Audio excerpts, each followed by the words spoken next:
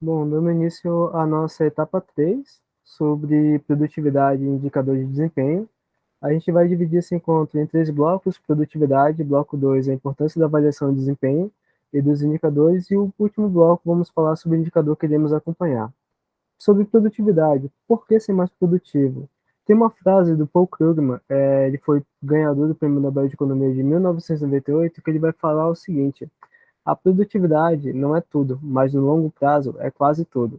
A capacidade de um país elevar o padrão de vida de sua população depende quase exclusivamente de sua capacidade de elevar o nível de produção por trabalhador. É interessante essa frase do Paul Krugman porque ele vai colocar a produtividade não só no aspecto de competitividade empresarial, mas também relacionado à melhoria da qualidade de vida do colaborador. Então, a produtividade acaba sendo até mesmo um aspecto relevante para o impacto de um país, de uma nação. Aí fica a pergunta para vocês: o quanto vocês são produtivos hoje em dia? Mas para fazer essa reflexão, acho que é importante a gente falar um pouquinho sobre o que é produtividade.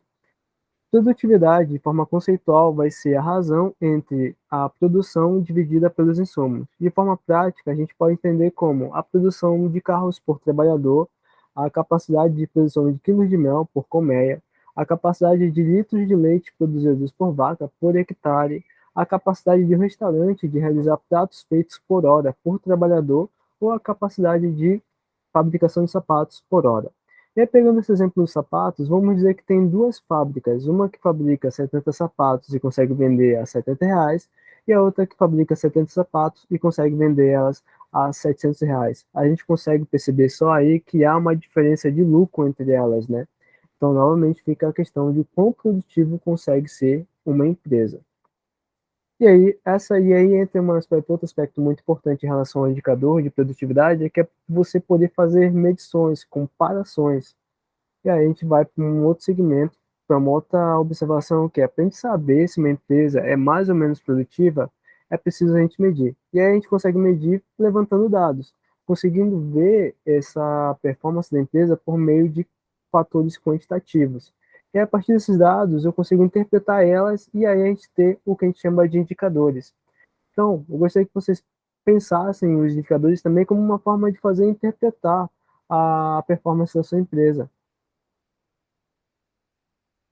A gente vai passar para o nosso segundo bloco, que é qual a importância, então, da avaliação de desempenho e dos indicadores? E aí fica uma pergunta do Norton, de uma frase do Norton e do Kaplan, que é: medir é entender, entender é conhecer, conhecer é poder. A gente consegue entender algo se a gente faz mensurações em relação a elas, consegue observar isso por meio de fatores quantitativos. E aí, a partir do momento que consegue entender, a gente consegue ter um conhecimento sobre o nosso próprio empreendimento. E aí, com esse conhecimento, a gente consegue direcionar, ter poder de direcionamento e tomada de decisão para a gente conseguir alcançar onde a gente quer chegar com o nosso negócio. Vem um outro fator bem importante, que é uma questão em relação à expectativa do que a gente tem do nosso negócio e a realidade que a gente tem.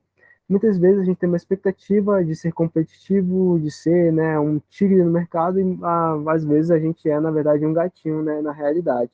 Então, o que faz ter essa discrepância ou essa diferença entre o que eu imagino do meu negócio e o que eu tenho como um aspecto real mesmo dele? Vai ter a questão de que a gente pode ter entradas que estejam impedindo que eu tenha o alcance dessa expectativa. E aí vai entrar um outro quesito, que é você poder comparar resultados e se verificar se você consegue estar atingindo as suas metas. Então, se eu tenho uma diferença entre expectativa e realidade, eu tenho provavelmente uma problemática e uma causa desse problema. E aí, se conseguir identificar esses problemas e essas causas, a gente consegue coletar subsídios para a gente poder gerar ações corretivas em cima delas. Por isso vai ser importante a gente ter os indicadores de desempenho, que vão ser aquelas formas quantificáveis de representação de desempenho da empresa, que a gente pode utilizar da seguinte forma: acompanhar os resultados obtidos, né? Coletar subsídios para tomada de decisão. Eu paro de tomar decisões apenas com aspectos de intuição ou até mesmo aspectos de achismo, né? E eu passo a tomar decisões mais baseados em dados estatísticos, em dados quantificáveis, né? Eu começo a racionalizar mais as minhas tomadas de decisão, ter mais segurança até mesmo para conseguir ter essas tomadas de decisões. A gente também vai poder comunicar esse desempenho que eu desejo ter no meu negócio E esse resultado que eu estou tendo para a equipe é interessante que a gente tenha um engajamento total da empresa.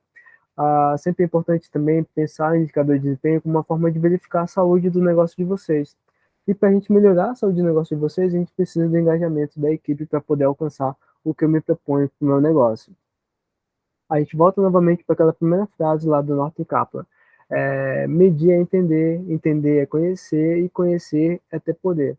Então é preciso conhecer. Conhecer como a empresa está em relação aos aspectos que mais impactam o seu desempenho, quais os pontos onde no momento se concentram as principais dificuldades e gargalos da empresa. E aí fica algumas reflexões para vocês. Quais aspectos que mais têm impacto no desempenho dessa empresa hoje? E aí, quais são os maiores gargalos que dificultam a atuação da sua empresa? Refletido isso, a gente vai para uma outra pergunta tão importante quanto todo o conteúdo que a gente acompanhou até agora. Beleza, já entendi que para alcançar meus objetivos, para eu ter uma maior aproximação da minha expectativa de negócio com a realidade, eu preciso fazer essa avaliação de indicador de desempenho. Mas quais seriam esses indicadores que eu preciso estar acompanhando? Eu vou acompanhar indicadores que apontem para aspectos que têm impacto na empresa e que representem gargalos. Que sejam aqueles indicadores que vão mexer com as minhas dificuldades, com aquilo que incomoda o gestor e que ele queira melhorar. Então, não necessariamente o mesmo indicador que vai ser utilizado para um negócio vai ser o mesmo utilizado por outro. Eu vou colocar indicadores que conversem e se alinhem com as minhas necessidades. De repente, poder ter uma melhor observação e aplicação desse contexto, eu vou estar trazendo conteúdo que tem no curso de indicadores para o seu negócio do Sebrae, que pode ser realizado por meio de WhatsApp e Telegram. Fica a dica para vocês procurarem alguns cursos complementares no Sebrae. E eu vou estar apresentando esse conteúdo aqui para a gente poder observar melhor como é que isso seria ajustado junto com a empresa. Então, vou pedir para vocês acompanharem junto comigo o caso da CC Festas.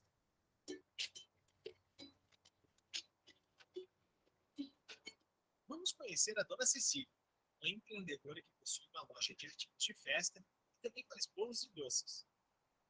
Cecília trabalha com festas desde os 17 anos e se tornou microempreendedora individual há pouco tempo. Ela sempre gostou de fazer bolos e decorar as festas de aniversário dos seus sobrinhos.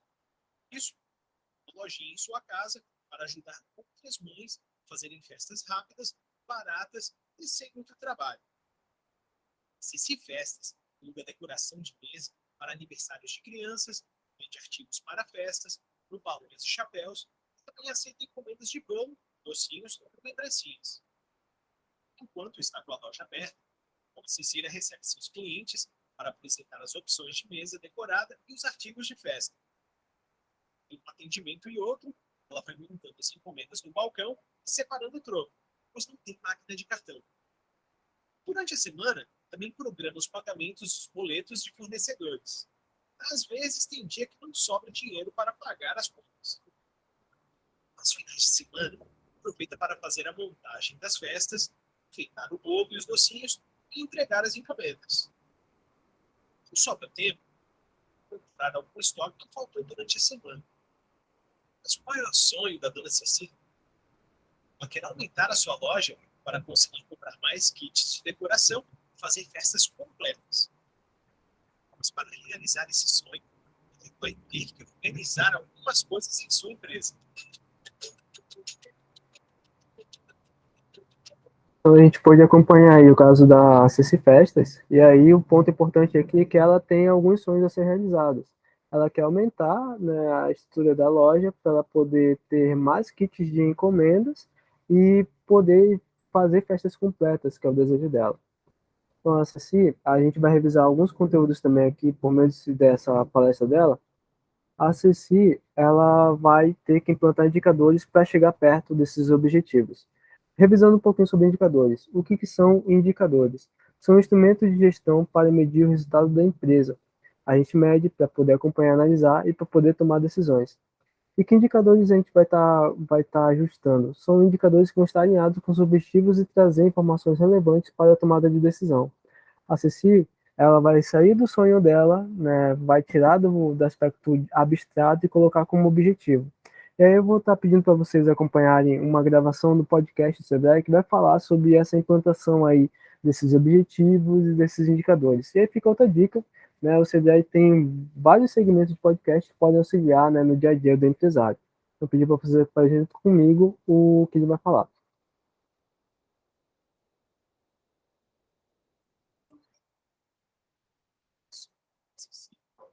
Sua lógica as kits de regulação respostas muito complexas.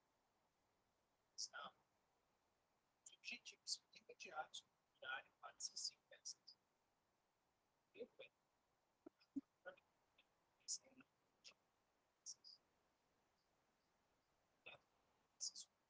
os clientes de alta inclusive os clientes. Esses objetivos são extremamente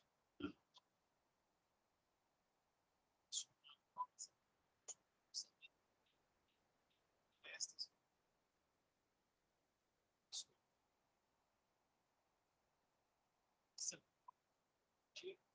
são de um sistema de gestão de os kits de festas. Vamos chamar esse esquema de palavras estratégico. Os objetivos são identidade, sem redução de custos, aquisição de novos clientes, redução de perdas e outros.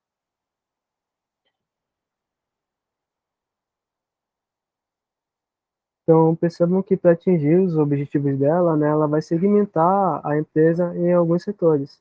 A gente pode ver esse mapa estratégico da seguinte forma: ela vai colocar o objetivo dela, ela vai estabelecer ali, né, os segmentos de finanças, marketing, operação e inovação. Na parte de finanças, ela vai colocar o objetivo de aumentar o faturamento. Na parte de marketing, ela vai colocar o objetivo de fazer a manutenção da carteira de clientes e aumentar o valor de vendas por cliente. Na parte operacional, ela vai colocar como objetivo intermediário fazer orçamentos, montar festas, né, e controlar os estoques. E na parte de inovação, ela vai estabelecer como objetivo intermediário colocar novos kits de festas e implantar sistemas de gestão. E aí, para verificar se ela está próxima ou não desses objetivos, ela vai estabelecer os seguintes indicadores que ela vai escolher para fazer essa mensuração, essa medição. São o número de clientes, né, valor de vendas, valor média de valor de vendas, quantidade de encomendas e ponto de equilíbrio. É interessante o ponto de equilíbrio, né, porque é um indicador financeiro que ela vai determinar ali, por exemplo, se ela está conseguindo chegar ao faturamento em que ela pode custear todos os custos da empresa, né, o ponto de equilíbrio se ela consegue, né, consegue ter faturamento suficiente para manter todos os gastos dela. E aí, só para contextualizar, é um exemplo um estudo de caso, né, em que ela aplicou essa organização da empresa. Não necessariamente a gente precisa copiar tudo, mas contextualizar seria bom para o nosso contexto empresarial. Então, o que vocês conseguem imaginar ou se espelhar nessa situação dela e conseguem aproveitar para o próprio empreendimento de vocês? Então, ficaria uma reflexão, quais seriam os objetivos que vocês gostariam de estar atingindo, né? E aí você estabelece, em cima desses objetivos, objetivos intermediários para você conseguir alcançar esses objetivos gerais, e aí você estabelece indicadores que sejam compatíveis com os seus objetivos, né? E você vai conseguir mensurar seus resultados e verificar se está atingindo as metas ou não. A gente vai para uma outra frase que vai, né, conversar bastante com a frase lá do Norton Kaplan, que é do Peter Drucker, que ele vai falar o que pode ser medido, pode ser melhorado. E aí fica a reflexão para vocês. Isso faz algum sentido para a situação empresarial de vocês? Se faz, a gente vai para um outro segmento, para um outro passo, que é a gestão de desempenho empresarial, que tem alguns passo a passo para serem aplicados. Quando a gente fala de gestão de desempenho empresarial, a gente pode imaginar ela da seguinte forma: definir os indicadores de desempenho e suas metas, monitorar os resultados, né, e aí você coleta os dados, faz a atualização do sistema e controle, faz a análise desses dados, ou seja, você interpreta esses dados, comunica esses resultados às equipes, né, gera engajamento, gera apresentação e gera correção, né, e você, já nisso tudo, faz o desenvolvimento das ações necessárias. Sobre análise dos resultados, a gente pode ter duas situações, né? Uma em que ela esteja dentro ou acima do esperado, ou uma negativa, né? Uma situação em que você esteja abaixo do esperado. Daí a gente tem até nos slides aí as duas carinhas, né? A carinha feliz, a carinha triste. A carinha feliz é aquela em que você conseguiu, né, estar dentro ou ou acima do que você tinha estipulado, a carinha triste é aquela em que você não conseguiu chegar, né, no que você tinha estabelecido. E aí, nas duas situações, a gente pode ter algumas complementações. No que está dentro ou acima do esperado, a gente pode ainda assim identificar os fatores que ajudaram a alcançar aquele resultado ou que dificultaram. E aí, em relação à meta, a gente pode redefinir essa meta, dobrar ela, triplicar ela, mas a gente você tem que estabelecer, né? Ou você pode querer manter ela contínua e confeccionar um novo indicador.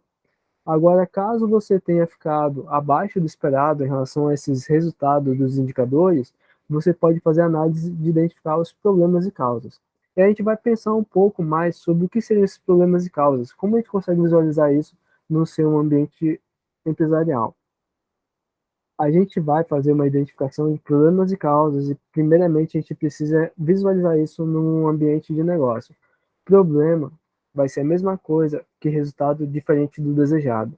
Então eu tinha um resultado que eu queria alcançar e tive um resultado diferente disso. Então eu tive uma problemática que me ocasionou a não alcançar esse objetivo. Beleza? Se eu tive esse problema, a gente teve provavelmente uma causa desse problema. E aí, causa do problema, eu vou entender como a mesma coisa que razões que provocaram esse resultado diferente. Então, teve algum fator ali que gerou esse resultado diferente. E aí, eu posso estar aplicando uma técnica chamada 5 porquês, que vai me determinar a causa raiz desse defeito. Como é que eu aplico essa técnica? Eu vou ter respostas, eu vou fazer uma pergunta e ter respostas, e em cima dessas respostas, eu vou gerar uma nova pergunta até chegar na causa raiz. Então, por exemplo, eu tenho um problema de insatisfação do cliente, né, gerado por causa, de repente, né, de um prazo ali que chegou atrasado, de serviço, de produto que chegou atrasado para o cliente. Então, vou começar a aplicar essa pergunta dos porquês. Por que o produto não chegou no prazo combinado com o cliente? Aí você pode ter uma resposta. Se a resposta for, por exemplo, porque o tempo de produção excedeu o estimado, eu faço pergunta em cima dela. Então, por que que o tempo de produção excedeu o tempo estimado? Porque a ordem de serviço não chegou no prazo. Por que que essa ordem de serviço não chegou no prazo? Porque a equipe estava sobrecarregada. Por que a equipe estava sobrecarregada? Porque não houve um planejamento detalhado das ações a serem feitas. Percebam que aí na minha quinta resposta eu já consigo aplicar, né, uma ação corretiva. Então, posso gerar um planejamento detalhado para que isso não se repita novamente. É uma forma de você identificar problemas, identificar a causa delas, né, e você já propor ações corretivas. Observado tudo isso, a gente pode, enfim, ir para o nosso último indicador que a gente vai estar trabalhando no projeto, que é o de produtividade. Produtividade do trabalho, a gente vai entender como a mesma coisa que faturamento bruto menos os custos variáveis dividido pelas pessoas ocupadas. E aí, o que, que seria isso? Eu vou pedir uma maior atenção de vocês, empresários, nessa parte, porque a gente vai precisar calcular isso para a gente ter esse indicador de produtividade para a gente poder avaliar no final do nosso projeto. Faturamento bruto, a gente vai entender como todo aquilo relacionado a vendas de produtos e serviços durante o mês, ou seja, o faturamento total. Não entra nessa conta receitas extraordinárias como venda de ativos ou aplicações financeiras. Então, fez uma venda de ativo de algum imóvel que estava parado, algum item que estava parado, né? Ou teve um rendimento ali de uma aplicação financeira relacionada à empresa, a gente não vai colocar isso no nosso faturamento. Só entra na conta do faturamento as vendas de produtos e serviços prestados. A gente vai subtrair esse valor dos nossos custos variáveis. E aí a gente vai entender como custos variáveis todos aqueles que os valores dependem diretamente do volume de vendas, como, por exemplo, matéria-prima, comissão de vendas, né, entre outros. Não entra os custos fixos, como, por exemplo, salários e aluguéis. Observação: a água e a luz, elas podem ser consideradas custos variáveis para alguns negócios e custos fixos para outros, né? Por exemplo, o salão de beleza, a água e a luz, ela pode ser considerado como um custo variável. Por quê?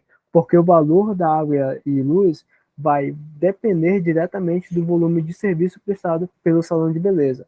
Esse consumo de água e luz é diferente, por exemplo, em uma situação de escritório de engenharia, ou escritório de contabilidade, ou de advocacia, em que esse consumo tende a ser fixo. Então, esse custo de água e luz para esse tipo de serviço vai ser custo fixo e não variável. Dando mais exemplos para vocês, a gente pode entender também como custos variáveis, comissões sobre vendas, impostos sobre as vendas, né, ICMS, PIS, COFINS, IPI, ISS. custo dos produtos ou serviços, matéria-primas, insumos, aplicação dos produtos, embalagens, taxas de cartão de crédito ou boleto, fretes e logísticas. O que todos eles vão ter em comum? O volume deles, o valor deles, vão depender diretamente do volume de vendas ou serviços prestados. São diferentes dos custos fixos, aluguel, condomínio, IPTU, salários, contabilidade, internet. Esses custos ele têm uma tendência maior a serem fixos, eles não variam, né, independente do seu volume de vendas. Último indicador que a gente vai estar trabalhando com vocês, para a gente poder fazer essa conta do nosso indicador de produtividade, são as pessoas ocupadas. O que eu vou entender como pessoas ocupadas? São o número de pessoas que trabalham na empresa por pelo menos 1 hora por semana, remuneradas ou não, independente de terem ou não um vínculo empregatício formalizado. O que entra nessa lista? Entra sócios e proprietários, familiares que ocupam algum cargo na empresa, pessoas de férias, pessoas em licenças de até 15 dias, profissionais da lei do salão parceiro. O que não inclui? Estagiários, menores aprendizes, pessoal terceirizado de manutenção e reparação na empresa, prestador de serviços com características de não subordinação, pessoas em licença remunerada por mais de 15 dias. Todos esses conteúdos a gente vai estar fornecendo vocês posteriormente, né, por uma dos nossos veículos de comunicação com as empresas. Então podem ficar tranquilos que a gente vai estar fornecendo isso para vocês. E aí a gente chega ao fim do nosso terceiro encontro, da nossa palestra sobre produtividade e indicadores de desempenho. Né? Eu sempre gosto de ratificar a informação de que a porta de comunicação com a gente aqui, dos agentes locais de inovação, sempre está aberta. Então, precisarem de orientações, algum complemento para estar fazendo até mesmo o levantamento, né, desse indicador de produtividade, podem procurar, não precisam, né, ter nenhum problema em relação a isso, né? E é isso, gente. A gente se vê nas nossas próximas etapas, né? E muito obrigado pela participação de quem pôde comparecer à palestra do nosso terceiro encontro. Obrigado, valeu e até mais.